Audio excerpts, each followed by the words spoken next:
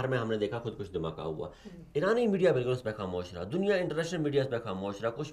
Media channel ने report की, even Pakistan के अपने मीडिया चैनल से हल्की सी रिपोर्टिंग की और गायब हो जाए, और वो 4 बार वो मनसूबा है जो हमारे पाकिस्तान के मद्दे मुकाबले आगे खड़ा किया जा रहा है। तो इस पर आप क्या कहेंगे? देखिए, ईरान के जो अपने इस वक्त हालात जो अंदर के बहुत खिलफशार का शिकार है, वहाँ पर ईरान की बैरून मुल्क के अंदर, हर मुल्क के अंदर, हर दूसरे तीसरे मुल्क के अंदर तो ईरान ने अपनी टांगें जमाई हुई है, मुदाखलत करता है वो, तो उसकी वजह से वहाँ के लोग जो है वो भूखे मर रहे हैं, और वहाँ पर बाकायदा तौर पर ऐसी जो है वो तंजीमों का खड़े होना जो हुकूमत के मुखालिफ जा रही है, और वो उनका मुतालबा है कि इस हुकूमत को गिराया जाए, इस हुकूमत को ख़त्म किया जाए। इस हुकूमत ने हमारा सारा मुल्क तबाह कर दिया, हमें जो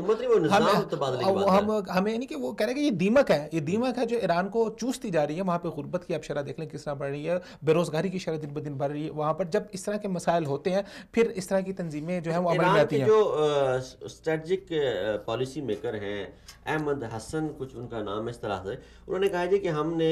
यमन में भी वार में हिस्सा लिया, हमने इराक वार में भी हिस्सा लिया, हमने वहाँ पे अपने गठजोड़ बना लिया, लेकिन हम सऊदी अरेबिया पे हमले करते रहे हौसियों के ज़रिए, लेकिन हम उसमें नाकाम रहे। तो अब हम ये ऐलान करने जा रहे हैं कि ये दुनिया जो है अभी तक मेहदी की आमद के लिए महफूज नहीं हुई। ये कम बैक, ये अब आपको जो कुछ आपने बोया, अब काटने का वक्त आ गया, जब जो कुछ आपने किया है दुनिया के अंदर, अब वो आपके मुल्क के अंदर